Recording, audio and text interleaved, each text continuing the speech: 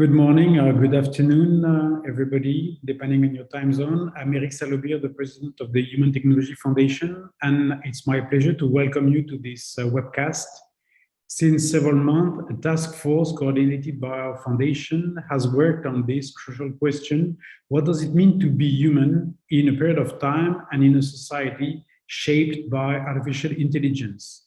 How such a powerful and versatile technology transforms the way we live, the way we interact with the others, the way we consider ourselves, and finally, how does it transform the way we express our humanity?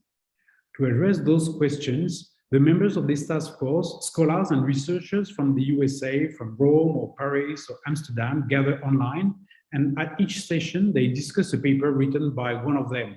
Brian Greene, Director of Technology Ethics at the Markula Center for Applied Ethics, University of Santa Clara, ran part of this project in a very brilliant way. Today, he will share his views with us. He will be interviewed by Professor Jordan Wales from Hillsdale College, who's an expert in theology and artificial intelligence. For sure, it will be a fascinating conversation. During this session, you can ask your question in the Q&A section. Professor Wales will pick them at the second part of the webcast. Thanks to all of you for attending this event. Professor Wales, the floor is yours. Thank you very much. I'm Jordan Wales, and it's my pleasure today to converse with Brian Patrick Greene. Dr. Greene holds doctoral and master's degrees in ethics and social theory from the Graduate Theological Union in Berkeley, California. His undergraduate degree is in genetics from the University of California, Davis. And he has conducted molecular biology research in both academic and industrial settings. His teaching career has involved engineering ethics and at present focuses upon AI ethics in the Graduate School of Engineering at Santa Clara University, where he is Director of Technology Ethics at the Markula Center for Applied Ethics. His current work focuses on ethics of technology, having recently published the book Space Ethics with Roman and Littlefield on the ethics of space exploration and use. He also works on AI and ethics, the ethics of technological manipulation of humans, of risky emerging technologies, including those with the potential for catastrophic risk, and various aspects of technological impacts on human life and society. He is widely published and interviewed on the relationship also of technology and religion, particularly the Catholic Church. He is co-editor of a special issue of the Journal of Moral Theology on AI, and he helps to convene several academic discussion groups on artificial intelligence and human nature, involving the Vatican's Pontifical Council for Culture. Greene is co-chair of the Responsible Use of Technology group at the WEF, and is a member of the Safety Critical AI Expert Group at the Partnership on Artificial Intelligence to Benefit People and Society. Surely he will be an excellent conversation partner to have as we begin today. Dr. Greene, to begin, I'd like to ask you about, since the subject today is AI and others, who or what are the others that we must consider, and in what sense when discussing artificial intelligence? Well, first of all, thank you so much for that very kind introduction, Jordan, and thank you very much to Father Eric for having me here today. This is an exciting subject. When we're talking about AI and others, I think it really gives us an opportunity to explore how artificial intelligence and human relationships really interact with each other. And it is a very powerful interaction. I don't think we realize how much is already being done in this area in terms of AI influencing how we affect our relationship with ourselves, our relationships with each other, with our family, with our friends, with the way we think about politics. I think that's become fairly recognizable in the last few years, the political aspects of social media, for example. But it also, of course, will affect the way that we work and the way that we interact on our jobs, the way that manufacturing is done, the way that ultimately how we relate to each other as human beings in a very, very deep way, because so much of our human nature is bound up in the way we interact with each other. We really are social creatures, and it's very important for us to remember that. As we create society out there, as we produce technological products, those technological products in that society that we produce then turn back on us and change who we are. And I think it's really important to remember that as we are creating the world around us, the world creates us back. And that return of that power back at ourselves is very profound and very risky in many ways, because we know that technology empowers us so much. In the past, we had less power, so we were less able to affect change to the world or affect change to ourselves. But as we go forward, more and more in that power becomes available to us to direct in any way that we please. And so it becomes very important that we choose the right things to apply that power towards. Thank you. That's a wonderful beginning to our conversation. You spoke of applying power to ourselves, and earlier you mentioned considering human nature, what it is to be a human person. And perhaps to begin the detailed portion of our discussion, we could talk a little bit more about AI and labor and the human person, maybe as one of the easy topics before we move on to the more difficult ones with human relationships. But how might AI affect our relationship to work? And what would that mean in light of a rich account of the human person?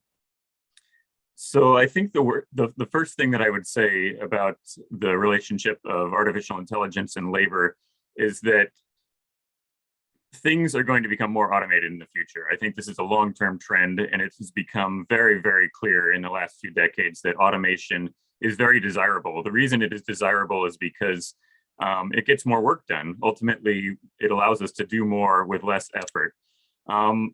This presents a problem, however, because although this could be potentially wonderful, it could be that everyone would have more free time. We'd have more time to spend with our family. We would have more time to spend doing things that we enjoy.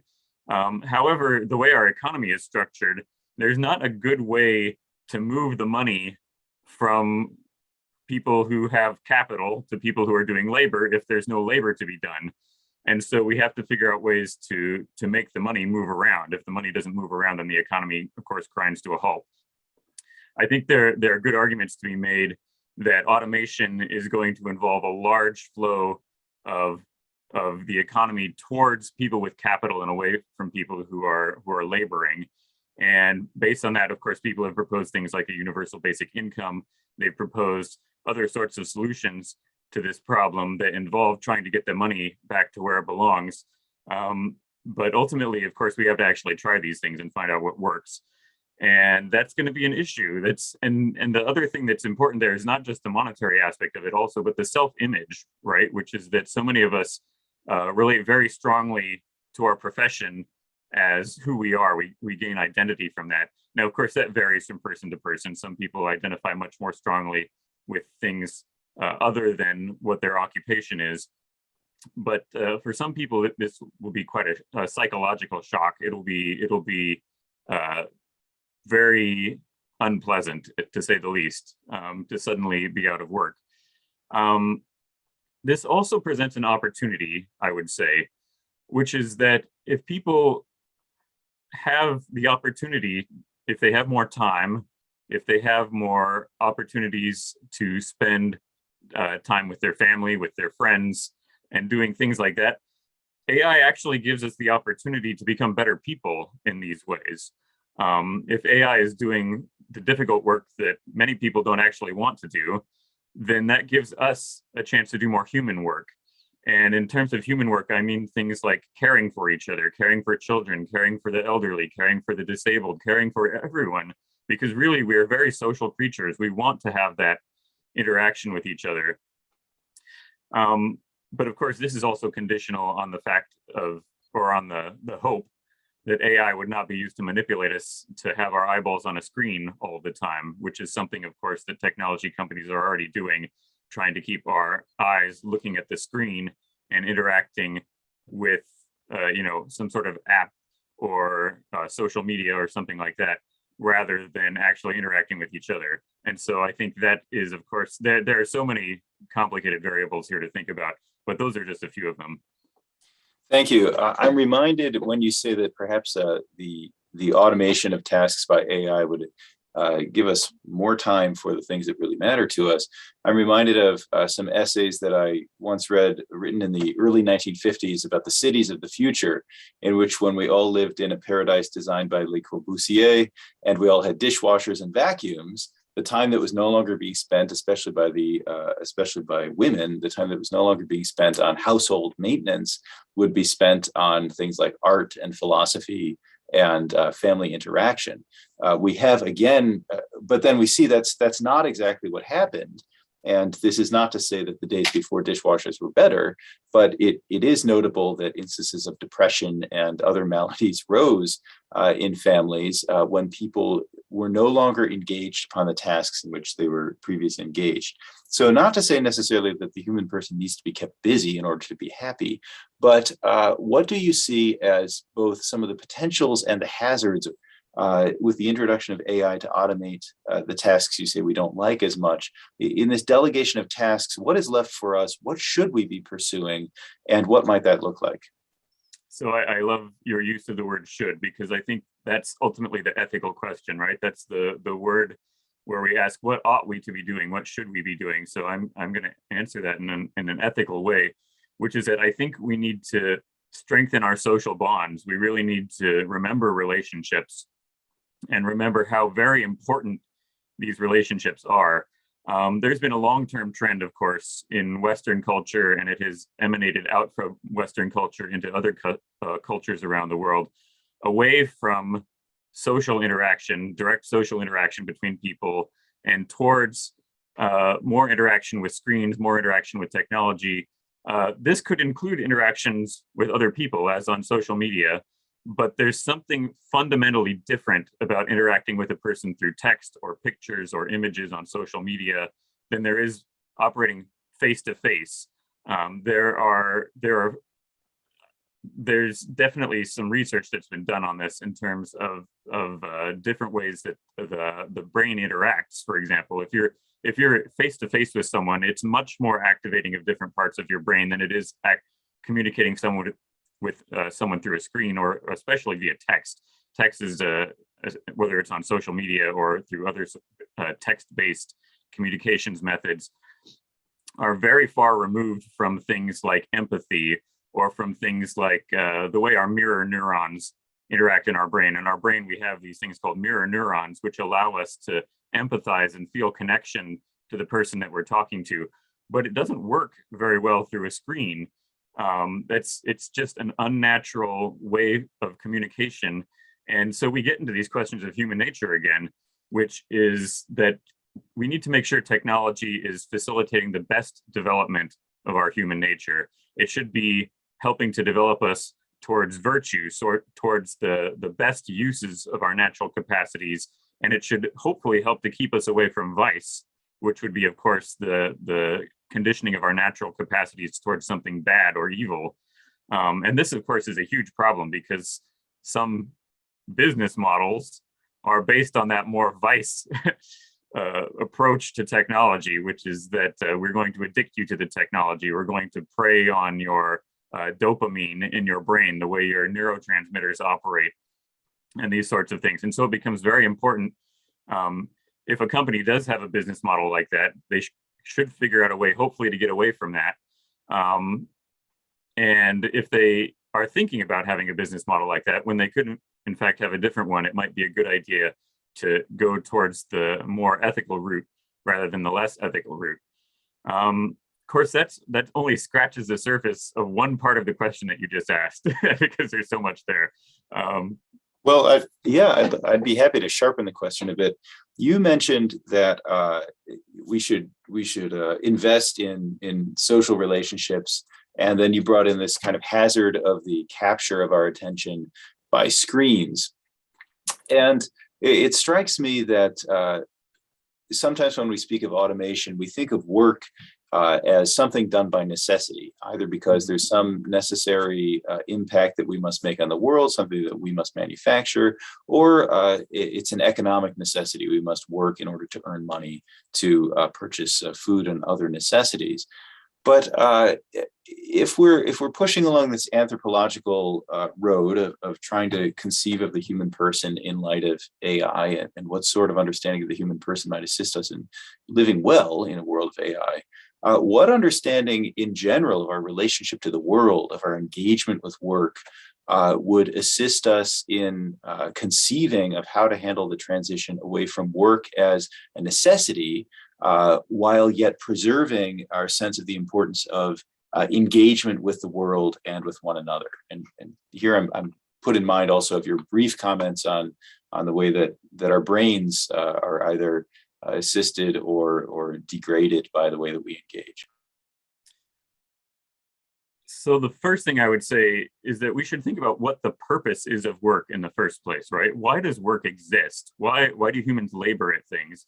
And for almost all of human history, it was very obvious. You did work in order to stay alive, and we're still in that place for many, many people. You know, probably the vast, majority of people in the world. There are very few people who work purely for enjoyment if they have that opportunity at all. So we should think about the fact that if we then take away the fundamental use of work, which is to survive, what is left? And I think that this highlights something about work that we perhaps didn't see before. It wasn't just all about survival, it was about flourishing. It was about becoming good. What is a good example of a human being? What does a good human being look like? And that, of course, depends on our human nature. We have the ability to apply our physical and mental capacities towards changing the world, fundamentally, is what it comes down to. We build a house, and when we build a house, we change the world, we change the environment that we live in. We create clothing, we create all these other things. We use skill to do that. We use technology and technique. Technology fundamentally and technique are about know-how. What do we know how to do? And then we use those to create technological products. And those technological products fundamentally change the world in some very amazing and risky ways also. So for example, developed parts of the world have roads everywhere. They have buildings all over the place. Our energy system is changing the atmospheric composition of the earth. Things get very big, very fast. And then we need to realize to ourselves, is this how we should have been spending our effort all of this time? Perhaps we've been making a mistake. Perhaps we need to back up and say to ourselves, it wasn't just about survival. It was about survival and living well in the act of survival. So I think that AI, once again, highlights this. It makes a distinction possible between mere survival. You can assign a lot of the survival tasks of human civilization to artificial intelligence now. Very soon, agriculture is going to become more and more automated. This is something that we've been seeing in the United States. I'm sure it's happening in other parts of the world as well. Tractors have the opportunity to become potentially completely robotic in the future, which means that the number of farmers will decrease even further. If you think about the fact that 99% of people in the past were involved in just creating food, and now in the United States, it's something less than 2% who are involved in that. That number can drop even further. That puts people out of work, fundamentally. But the economy in the past has always found jobs for those people to move into. The question is, with automation doing more and more of these jobs, what will those people do? And I think this highlights something that I've really been pondering recently, which is that we talk about automation creating unemployment, but fundamentally, it's going to really create a lot of demand for certain sorts of abilities, such as telling the automation what to do. Ultimately, decision-making capacities, leadership, and those sorts of things become extremely important because the people who are in control of the technology will ultimately have control over food. They'll have control over energy. They'll have control over everything. And people who lack those skills, who lack the demand for that leadership, or who I phrased that wrong, people who don't have those abilities are going to be excluded from the economy, while other people are going to have incredible demands put on them. And this will drive inequality, of course. And so we need to once again figure out how to get the economic situation straightened out. But once again, when we get to the subject of human relationships, it's not only economic, it's not only those sorts of things based on survival, it's also how to live a better life. And so I think that philosophy is absolutely important for that. And I loved your example that you said of what's the future in the 1950s. What did the future look like? And it hasn't turned into that. It's turned into entertainment. Lots and lots of entertainment. And I think we should remind ourselves that life isn't about entertainment. It's not about being entertained. It's about something more than that. It's about caring for each other. It's about love, fundamentally. And I think that this is something that Christianity really highlights in so many ways, which is that God is not just reason. God is not just powerful. God is ultimately love. And I think that theological element that comes through because human beings are made in the image of God is that we're fundamentally creatures of love also. We need to express that towards each other, and we need to experience it ourselves. Otherwise, we're not being as human as we could be. Thank you. Yes, continuing along that line, in an essay that you wrote that I read, you talked about technology as adapting between humans and the environment.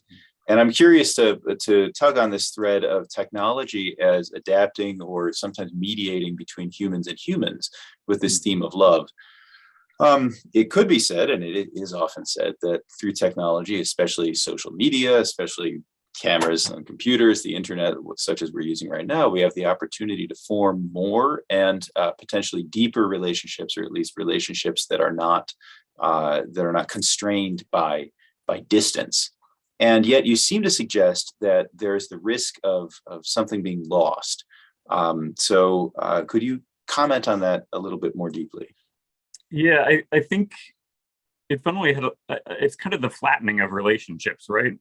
Which is that humans have evolved in an environment where we are used to interacting with a small number of people, maybe 150 people. That number has shown up multiple times in research, that's the number of kind of consistent relationships we've had. However, in the United States, we've seen research over the past few decades that have indicated if you ask a person, how many strong friendships do you have, back in the 1960s or 70s, I can't remember exactly when, people would say, oh, I have 5 maybe strong friendships. Nowadays, that's reduced significantly to 1 or 2, or sometimes people say even 0. I don't have any strong relationships. And so at the same time that this trend in strong relationships has been decreasing, this access to many weak relationships has been going up. So we have more ability to talk to people in different continents. In the past, it was much more difficult to communicate with people in different countries in the world.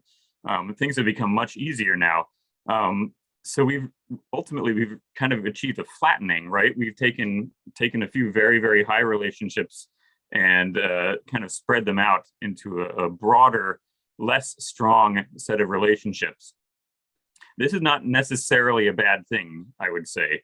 What I would say related to this is that it's wonderful to have these international relationships. It's wonderful to have these intercontinental relationships, but they should also, at the same time, we need to remember who is close to us, because ultimately it's a very different sort of relationship when you're talking about your best friend or your spouse or your children or your parents.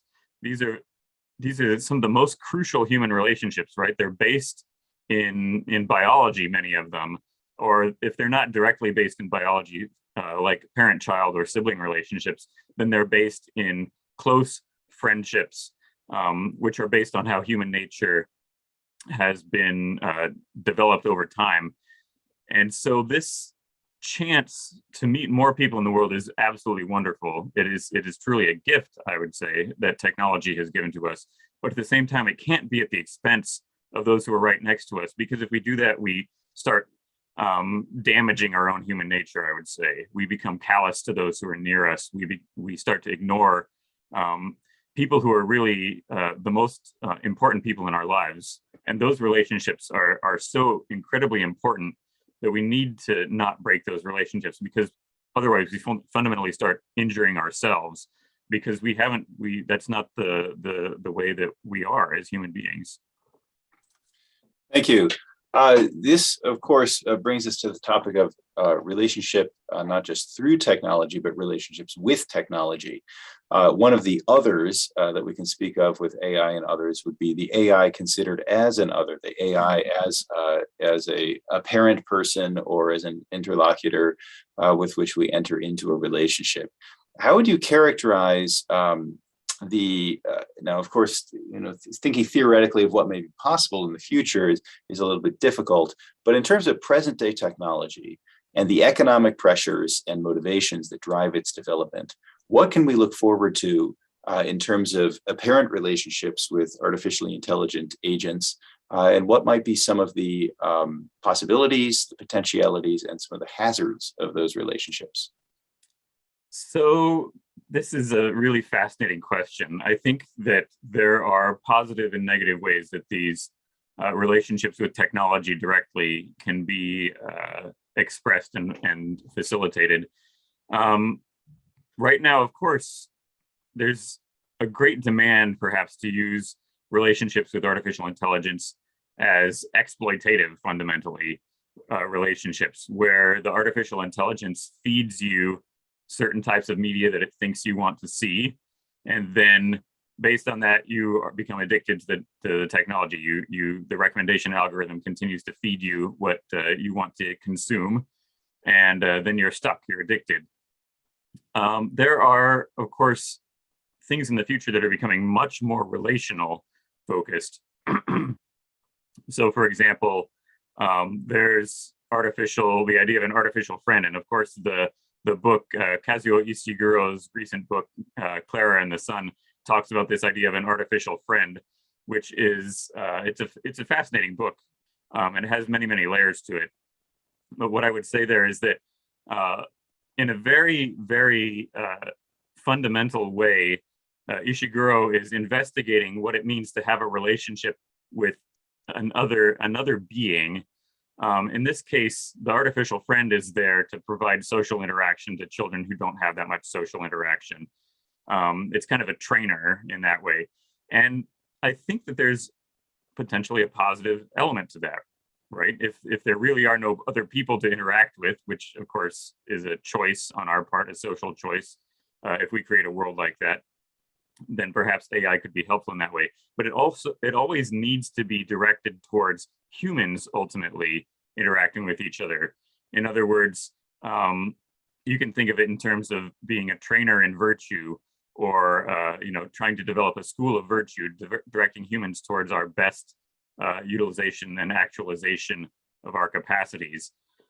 If instead they are directed towards our basest vices, then this will be something terrible. It'll create laziness, it'll create lust, it will create greed, it will create all the other, the 7 deadly sins that we've talked about in history. And of course, Silicon Valley has talked about the 7 deadly sins also, in terms of, this is something that Reid Hoffman has said over and over again, which is that if you're looking at technology companies, every technology company has fundamentally a vice as part of its business model. Although he very recently just wrote an essay saying vice cannot be the extent of this corporation, or you're destroying the world.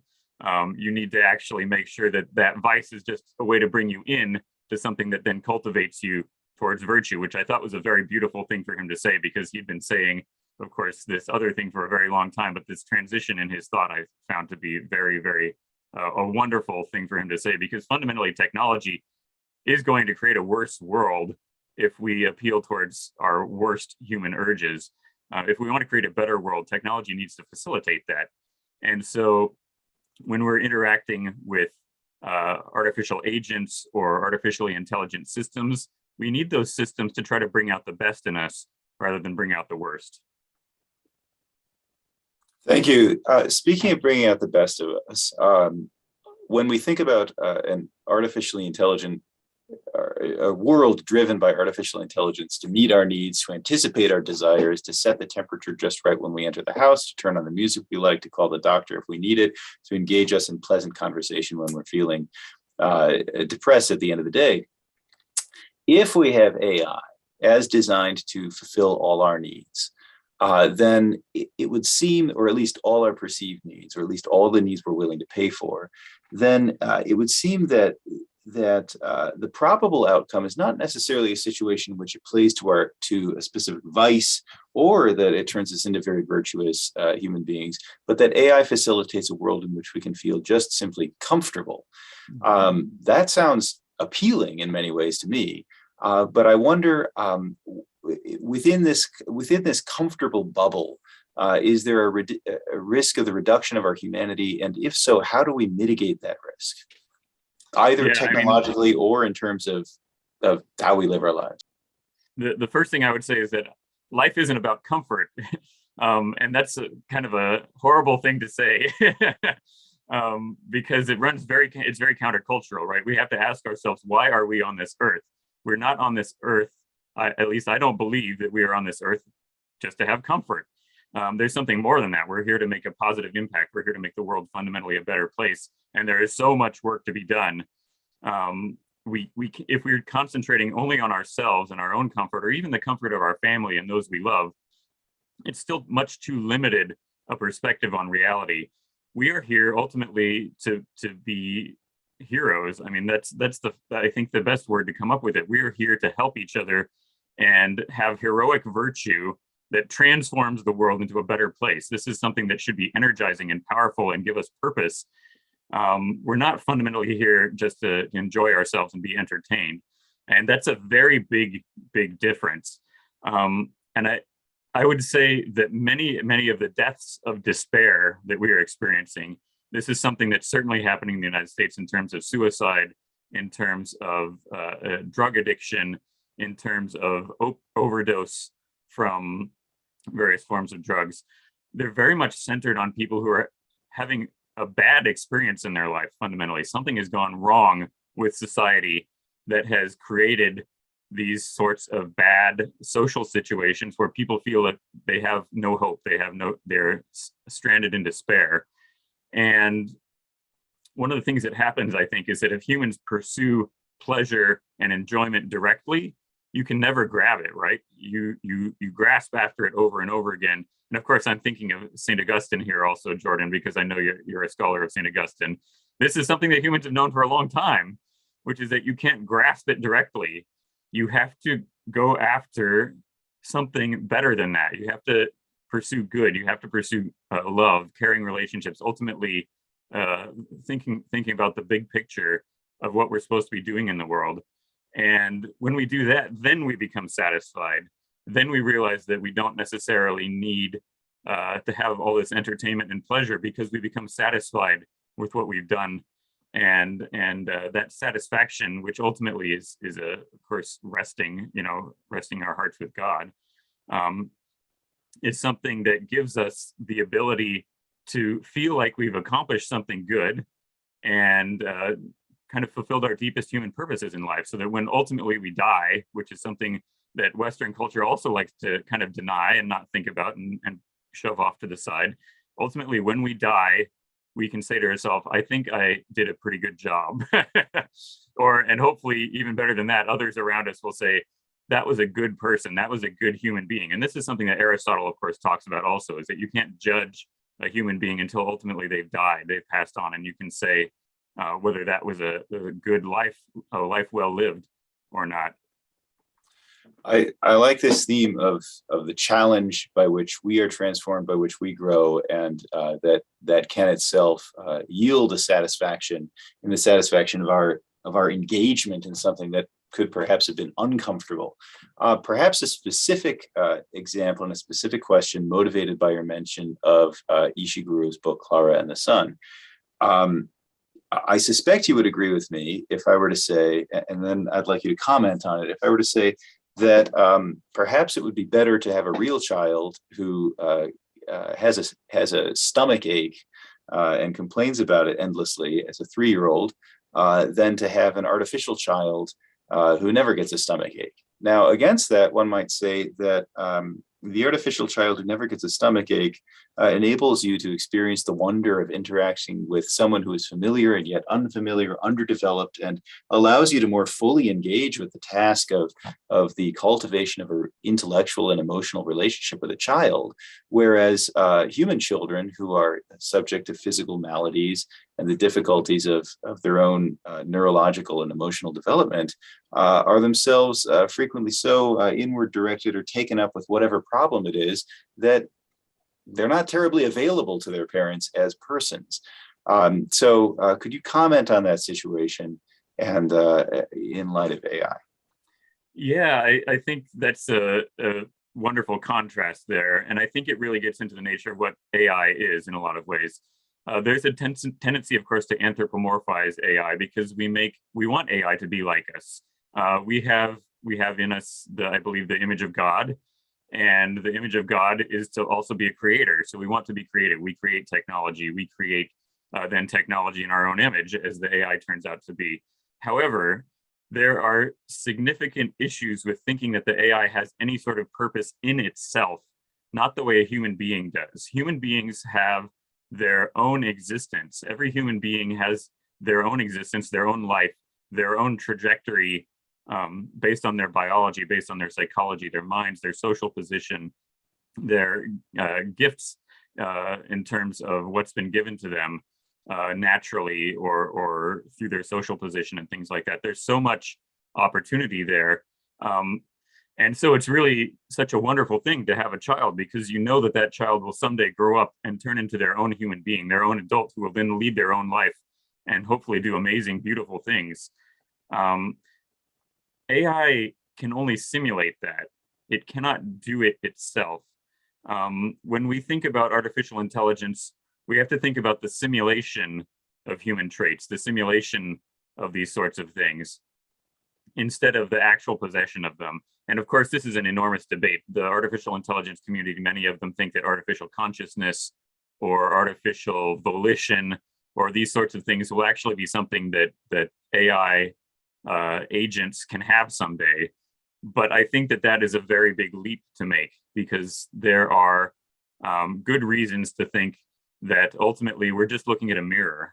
This is a technology that we have created, and it looks back on us, what we put into it. We see the technology, and then we see our reflection in the technology. Technology is a mirror of us, rather than being its own entity that has its own life and its own fundamental existence. Thank you. That's lovely.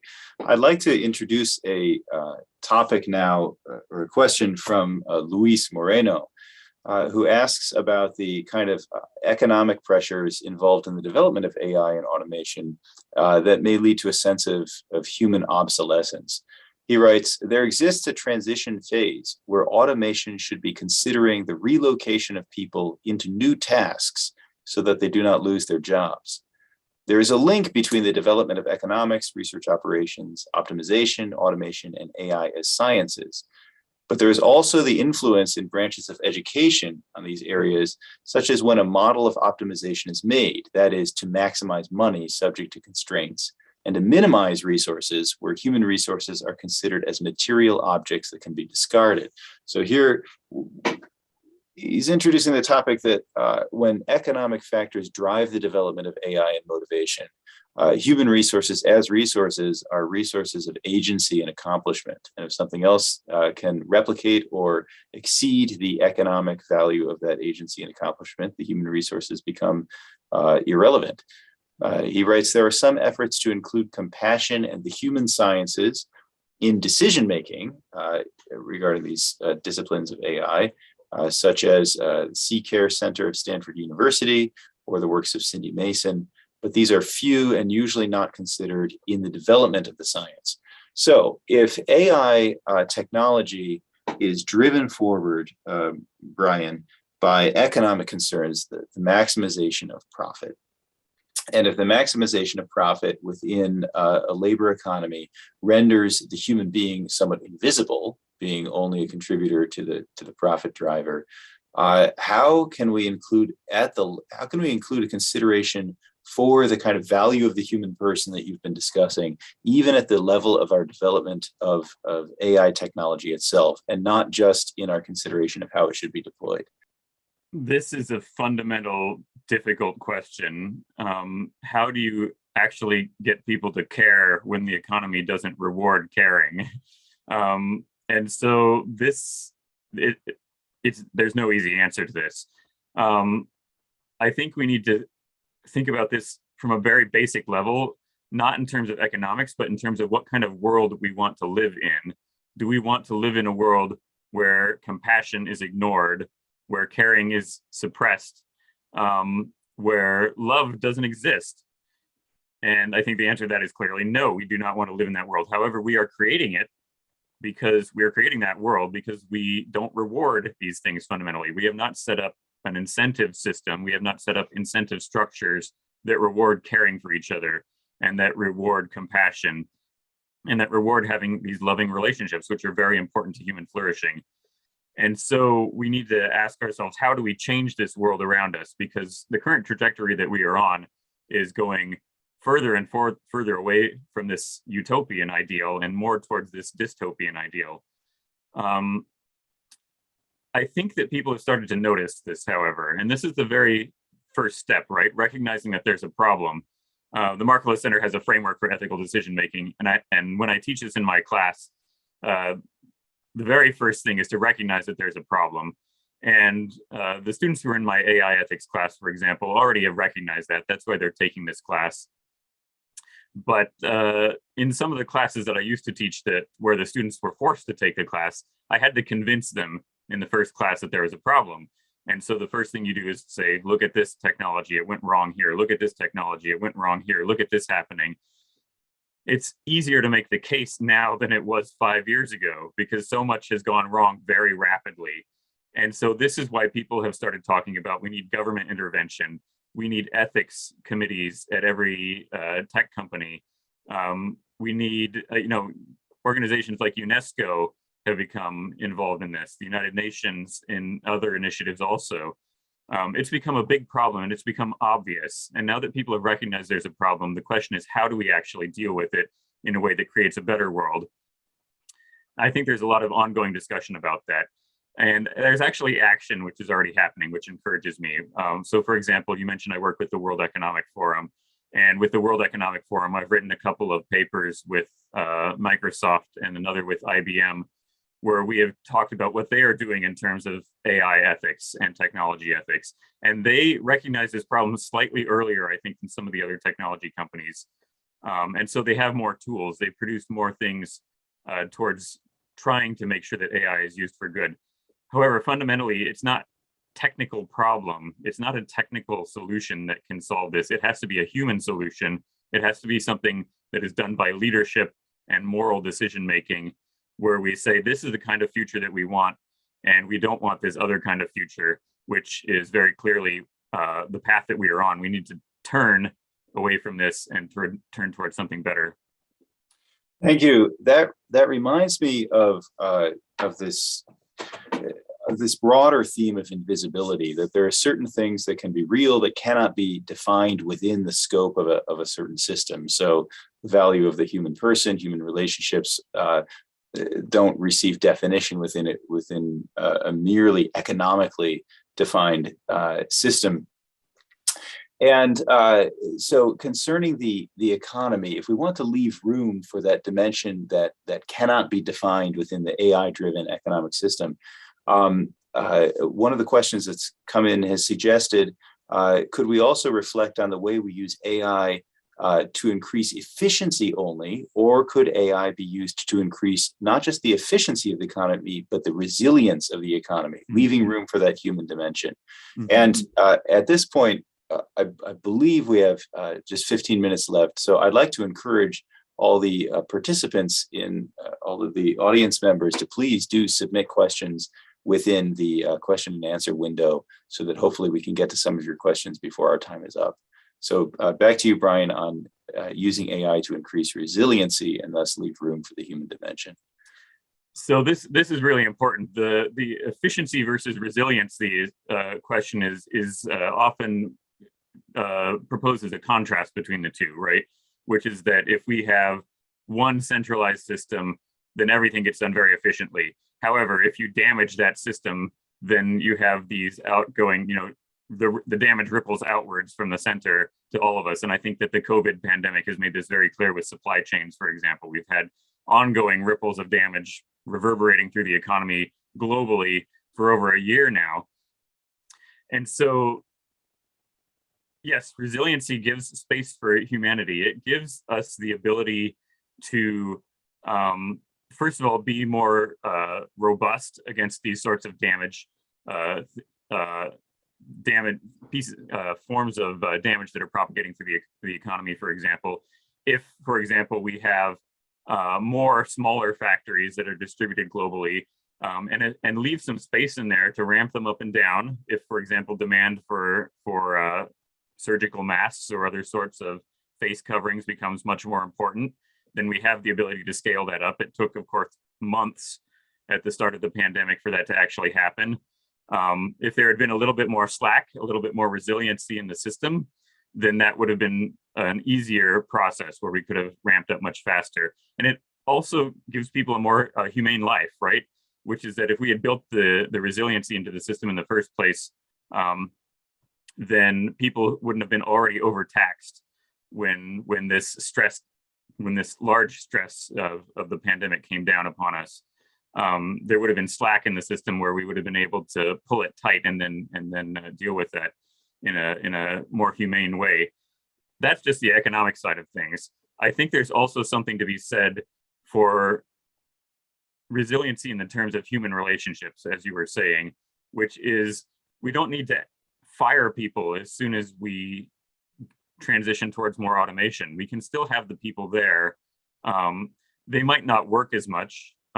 They might not have the same sorts of jobs, but I think there's actually a really important thing in observing the automation, making sure the automation is working properly, and thinking, in training these folks not just to have new jobs, but also to really think of themselves as leaders in terms of making sure that technology is being used for good.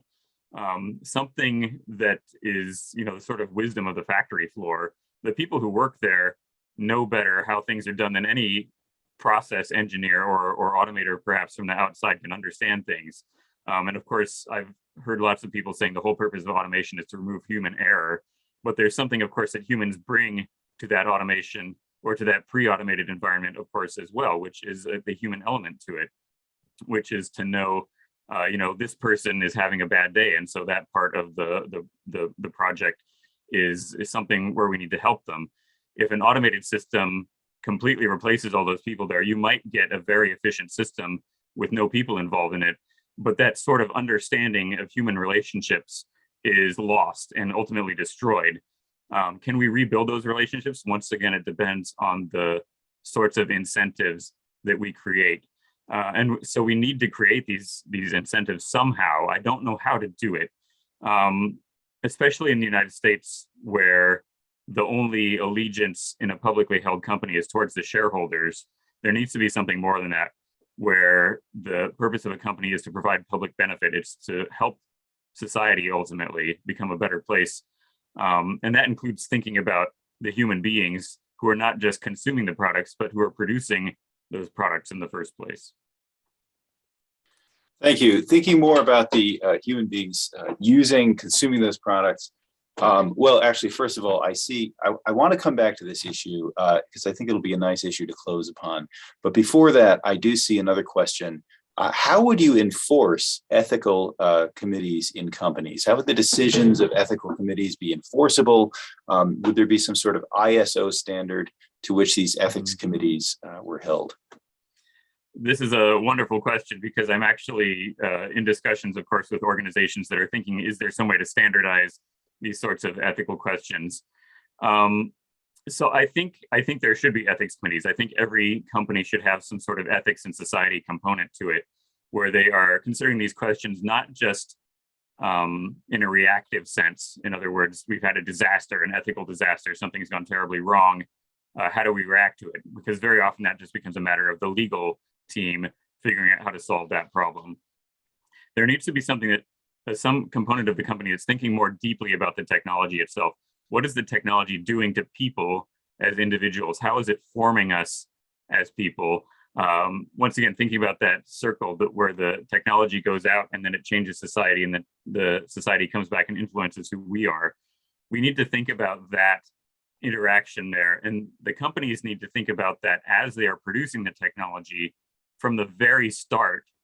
That needs to not be tacked on at the end. If you tack it on at the end, it's too late.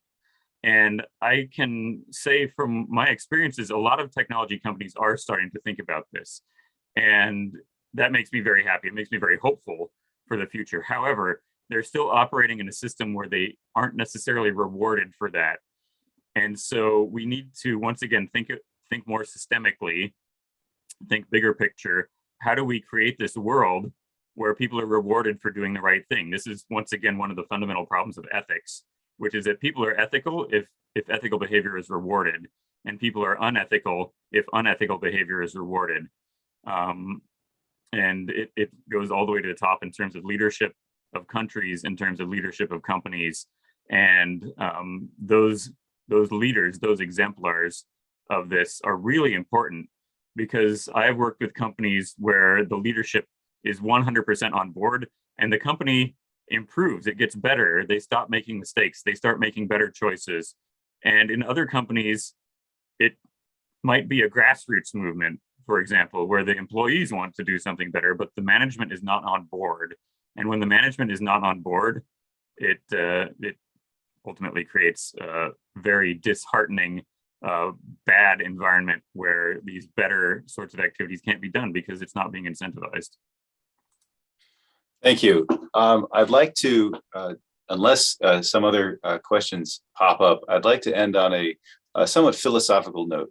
You and I both teach at educational institutions, and education is something that I suppose could be automated when it's construed as the handing on of necessary skills.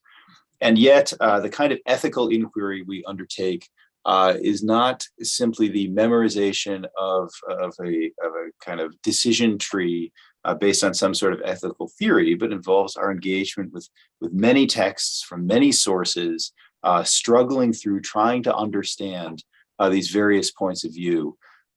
If that is something that can't be automated, if educational institutions will remain, how can we think of that dimension of the human person in relation to the AI technologies of automation that we will see around us in the environment? How does that, what am I trying to say? How does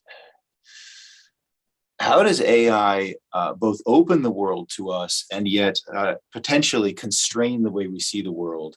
And how can we attempt to maintain the wide scope, the wide spectrum of human thought and insight, even in the face of that kind of technology? So this is once again a huge problem, and what comes to mind is a distinction, I think, between AI disempowering humans and AI empowering humans. So, for example, there's a strong trend, I think, to use artificial intelligence to make us passive observers of society, make us passive observers of civilization, or to get us wrapped up in doing very inane tasks like playing a video game or getting in an argument in a comments section on the bottom of a news article. Those aren't the best ways for us to spend our time. So I think that artificial intelligence can disempower us by making us observers, but there's a potential for it to empower us by making us more active, by making us actually live life. And so the way of doing that, I mean, there are various sorts of apps now that seek to, they're self-improvement apps fundamentally, if you want to think of them that way. They help you manage your time, they help you manage what you eat, they help you manage your fitness and those sorts of things. And I think the next step for those are to ultimately help them manage your moral decision-making. Can you become more of a leader? Can you become better?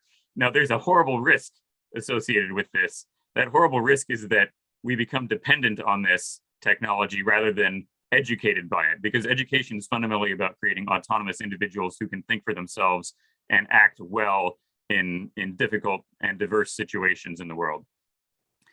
AI has a lot of trouble with that kind of diversity and context and those sorts of issues. But there's opportunity, I think, for it to be kind of a trainer to help us become better. I'm not exactly sure how that could be.